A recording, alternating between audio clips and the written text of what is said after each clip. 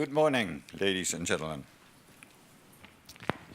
Thank you, Peter, for these opening remarks and for giving a clear context for this conference, and also for articulating a number of aspects of time that I hope will be addressed by our speakers.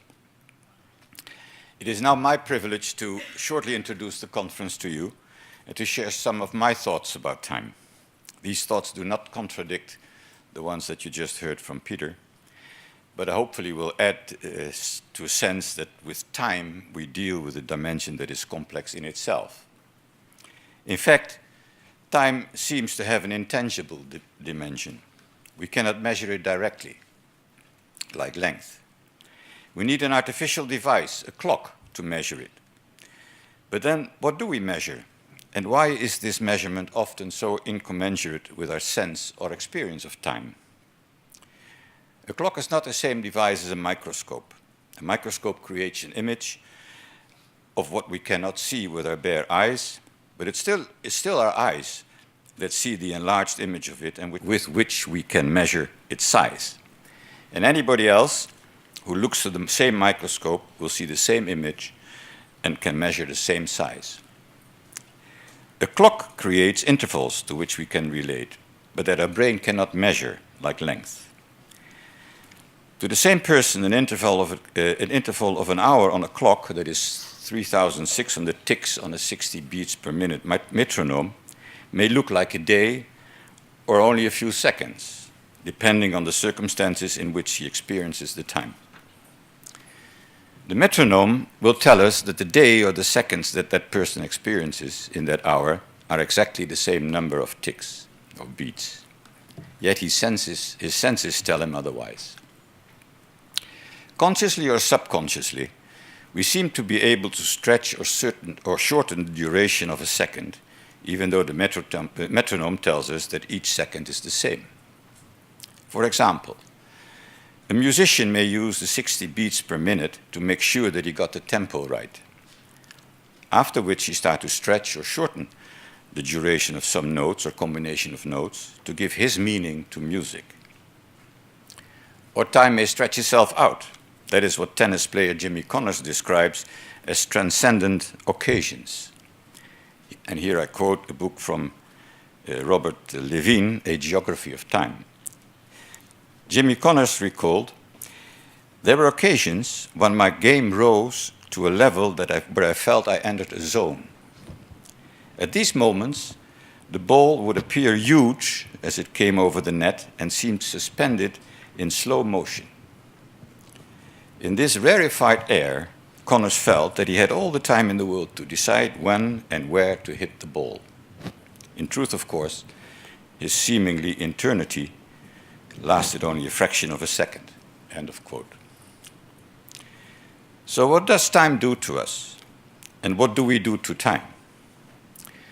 A few months ago, my wife and I took a vacation to Tasmania that presented itself as an incredibly beautiful country, where life seems to go a lot slower than in Singapore. Among others, we took a boat trip to the Gordon River on the west coast of Tasmania.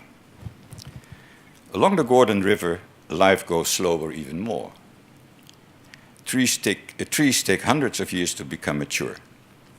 And the oldest tree, the Yuan pines, are 3,000 years or older. And at that pace and age, evolution takes a long time, at least it seems so. Fossil records in Antarctica showed that the vegetation in the rainforest around Gordon River is more or less the same as the vegetation that was there when Antarctica and Australia broke apart some 150 million years ago. There could, in fact, still be dinosaurs if they had not gone extinct 60 million years ago by events that outpaced the speed by which they could adapt. Yet the trees from which they ate still exist and now form an impenetrable rainforest that covers most of the west coast of Tasmania. Why do I tell you this? Because I think it is an important and mostly unanswered question. An important and mostly unanswered question is how to conciliate clock time with perceived time. What determines the time frame or window that leads or drives perception. I assume there is something like clock time. I think there's plenty of evidence that there is. With that clock time as a ticking basis, the 60 beats per minute eternal metronome, an innumerable number of processes take place in all corners of the universe and in all products of evolution. Some of these processes take millions of years to create a detectable impact. Others, like chemical reactions and metabolic processes or brain waves, take only milliseconds or less.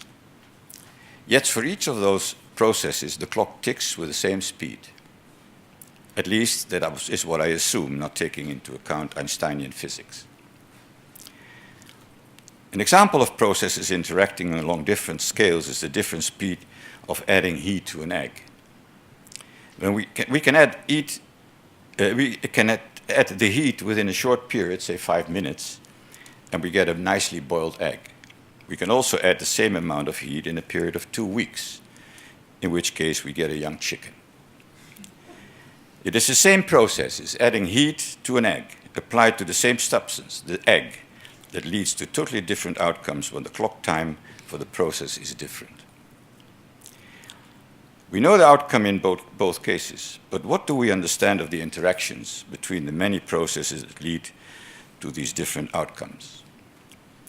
We and the environment that we live in are shaped by the interactions of all these processes.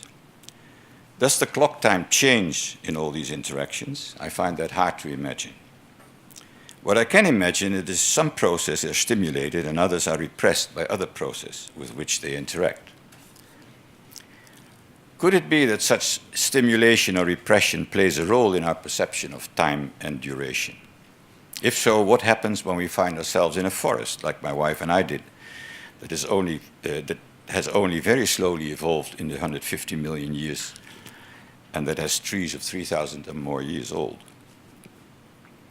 Can one imagine a measurement device in our brain that detects duration and operates independent of the interactions that shape us and our environment? If there is such a device, and if it's not dependent, what is the meaning of the distinction between now and before? If, on the other hand, it is dependent, then maybe our perception of duration is just an indication that some processes are being depressed or stimulated. I can imagine that happening in a prehistoric forest, although I have no idea how. These were some of the thoughts and considerations that went into the idea of organizing this conference on the complexities of time. In the end, it is the speakers that determine what these complexities will look like. And I'm very pleased that we have been able to find 8 outstanding speakers, each of whom will approach time and its complexities from a different perspective. I'm curious, like I think you are, where this will lead us.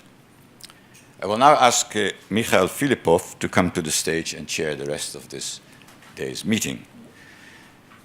Mikhail has been one of our great supporters, of our conferences throughout the years, and will lead you through today. Thank you.